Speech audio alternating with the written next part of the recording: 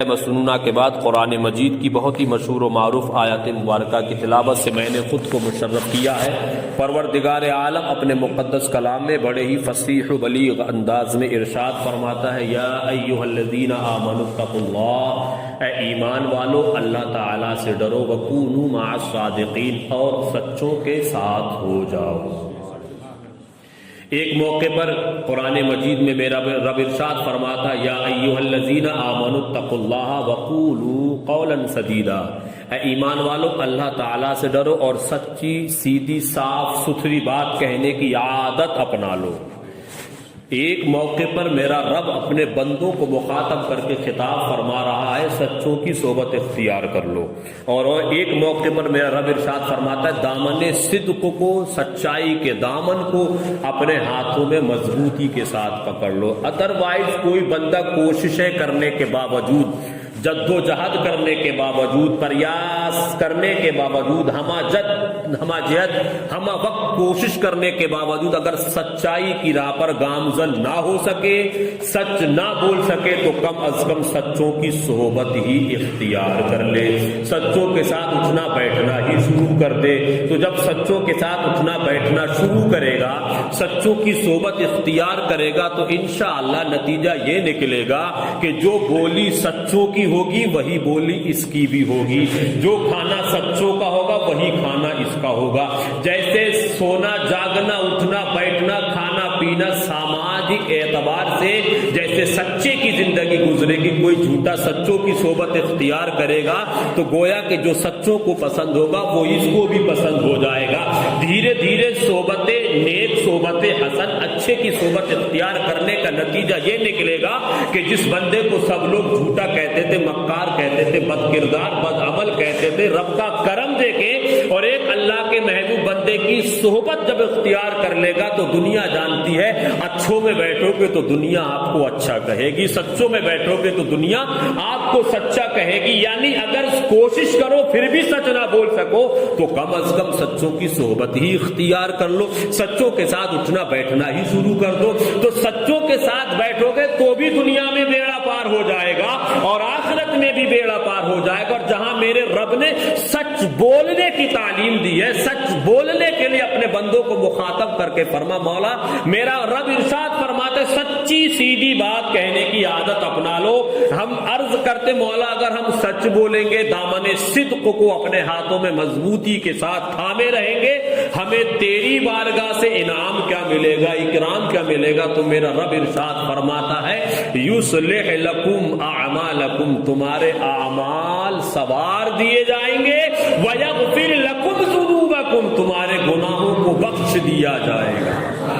کیا مطلب؟ سچ بولیں گے تب بھی بیڑا پار، اور کسی سچے کی صحبت اختیار کر لیں گے تو انشاءاللہ تب بھی بیڑا پار ہے۔ کوشش کریں کہ سچ بھی بولیں اور اس کے ساتھ ساتھ کسی سچے کی صحبت اختیار کر لیں، انشاءاللہ دنیا بھی بہتر ہوگی اور آخرت بھی بہتر ہوگی۔ انہی سچوں میں ایک سچے کو پوری دنیا محبوب سبحانی، قطب ربانی، شہباز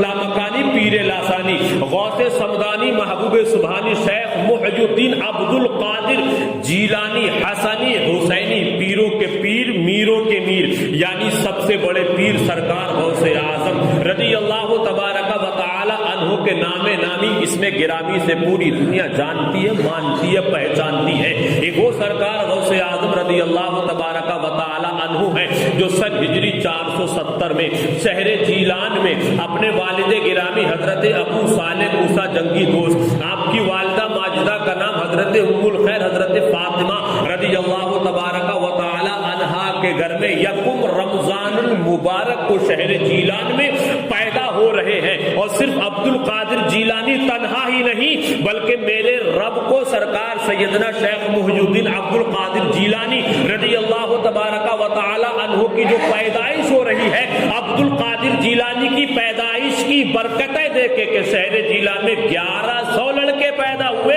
اور سارے کے سارے اپنے وقت کے ولی کامل بھی بنے۔ وہ شان ہے سرکار غوث اعظم کی ارشاد گرامی ہے. آقا عبد القادر جیلانی فرماتے قدمی حاضی علی رقبتی کل ولی اللہ، میرا یہ قدم تمام اولیاء کاملین کی گردنوں پر ہے. ابھی سرکار غوث اعظم منصع شہود پر جلوہ گر نہیں ہوئے ہیں، ابھی سرکار عبد القادر جیلانی خاکدان گیتی پر تشریف نہیں لائے ہیں. آپ کی پیدائش سے تقریباً 150 یا 250 سال پہلے سرکار سیدنا سید الطائفہ حضرت جنید بغدادی رضی اللہ تبارک و تعالی عنہ اپنی خانقاہ میں ہے، اپنی خانقاہ میں تشریف فرما ہے. مریدین کا مجمع لگا ہوا ہے اور مراقبے کے عالم میں شیخ عبد القادر جیلانی رضی اللہ تبارک و تعالی عنہ کے اس روحانی ارشاد گرامی کو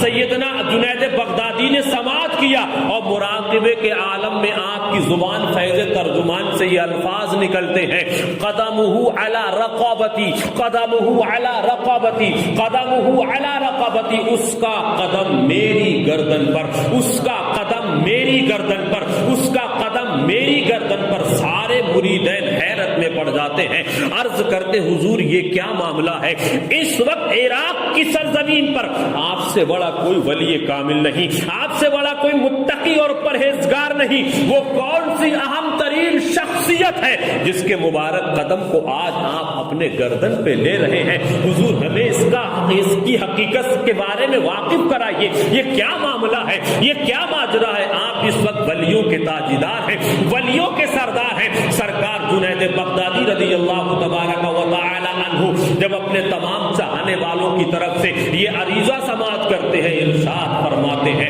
5ویں صدی کے آخری حصے میں شہر جیلان میں ایک لڑکا پیدا ہوگا جس کا نام عبد القادر ہوگا، اور وہ بغداد کی جامع مسجد کے منبر پر برسر اعلان بے اذن پروردگار فرمائے گا قدمی ہاذہی علی رقبت کل ولی اللہ. اے میرے چاہنے والوں، مجھے اس لڑکے کا زمانہ نہیں ملے گا، اس لیے میں اس کے قدم کو آج ہی اپنے گردن پر لیے لیتا ہوں. اسی لیے بریلی کی ٹوٹی ہوئی چٹائی پہ بیٹھ کر اسلامیہ نے ہند کے دلوں میں عشق مصطفی کا چراغ روشن فرمانے کے بعد میرا تمہارا پوری دنیا سنیت کا امام پکارتا ہے واہ کیا مرتبہ اے غوث ہے بالا تیرا، اونچے اونچوں کے سروں سے ہے قدم اعلیٰ تیرا، سر بھلا کیا کوئی جانے کے ہے کیسا تیرا، اولیاء ملتے ہیں آنکھیں وہ ہے تلوا تیرا. جو ولی قبل تھے یا بعد ہوئے یا ہوں گے سب ادب رکھتے ہیں دل میں میرے آقا تیرا،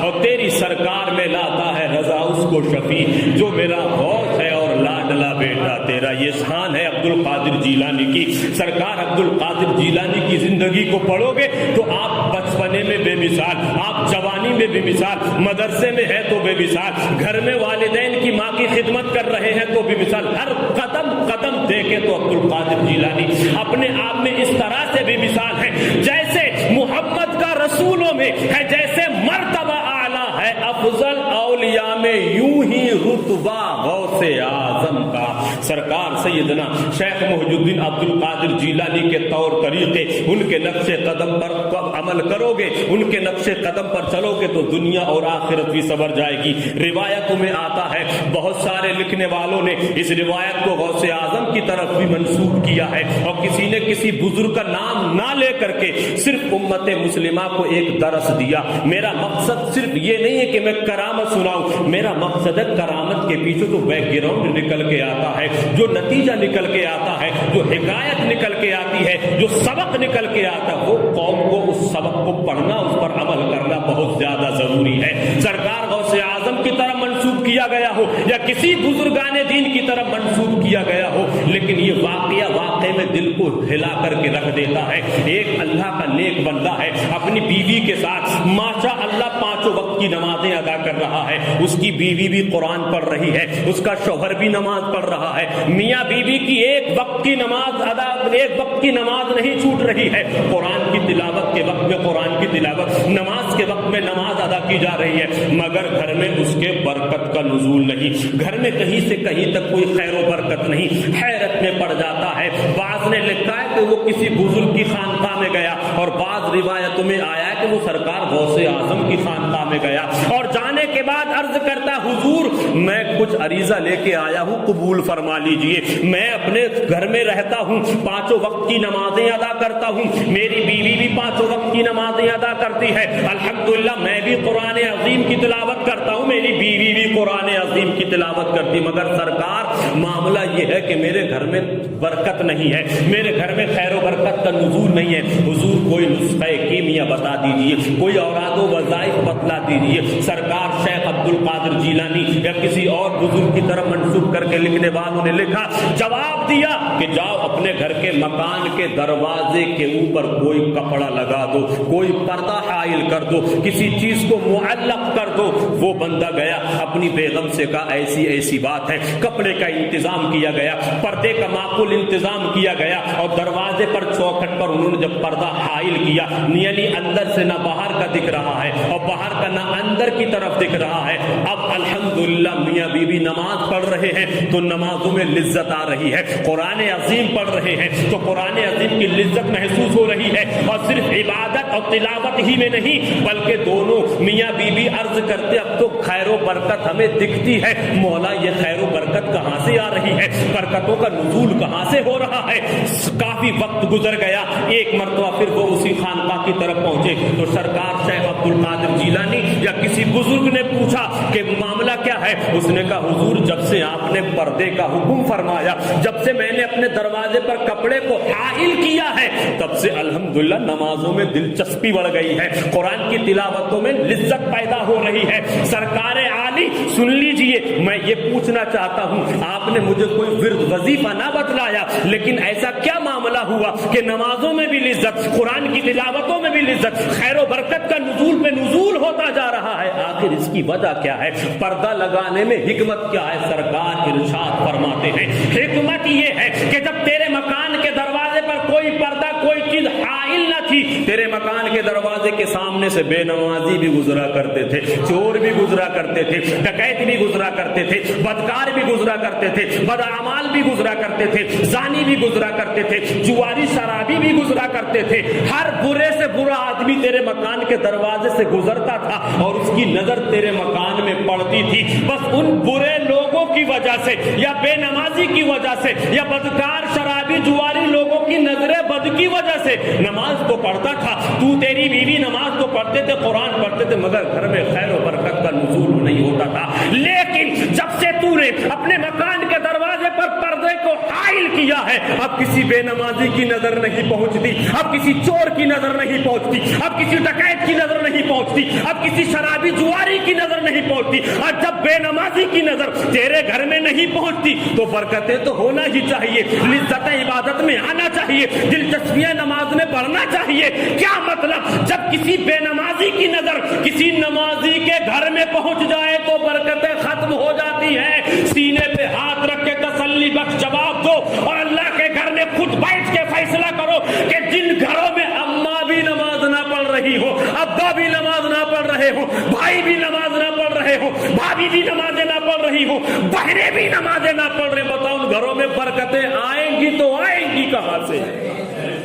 یہ ایک سجدہ ہے جسے تو گرا سمجھتا ہے, 1000 سجدوں سے دیتا ہے آدمی کو نجات. اور وہ معزز تھے زمانے میں مسلمان ہو کر, ہم خوار ہوئے ہیں آج تارک قرآن ہو کر. ضرورت اس بات کی ہے اولیاء کاملین بزرگان دین کے طور طریقے کو اپنا لیجئے, ان کے نقش قدم پر اپنی تھوڑی سی زندگی کو گزارنے کی کوشش کیجئے. موت کا کوئی بھروسہ نہیں ہے, زندگی ایک کرائے کا گھر ہے, ایک نہ ایک دن بدلنا پڑے گا. موت جب ہم کو آواز دے گی گھر سے باہر نکلنا پڑے گا. سردی نہیں آتی ہے لیکن گرم کپڑوں کا انتظام کرتے ہیں, گرمی نہیں آتی ہے لیکن ٹھنڈے کپڑوں کا انتظام کرتے ہیں. ہماری 4 ویلر باہر کھڑی ہے, بیٹھنے سے پہلے ریمانڈ کے ذریعے ہم چیک کر لیتے ہیں. ہر آنے والے موسم کے پہلے سے ہم کپڑوں کا انتظام کر لیتے ہیں. کاش ہم اور آپ اپنی زندگی میں قبر میں جانے سے پہلے قبر کی تیاری کر لیتے تو خدا کی قسم نتیجے کچھ اور ہمیں اور آپ کو دیکھنے کو ملتے. ضرورت اس بات کی ہے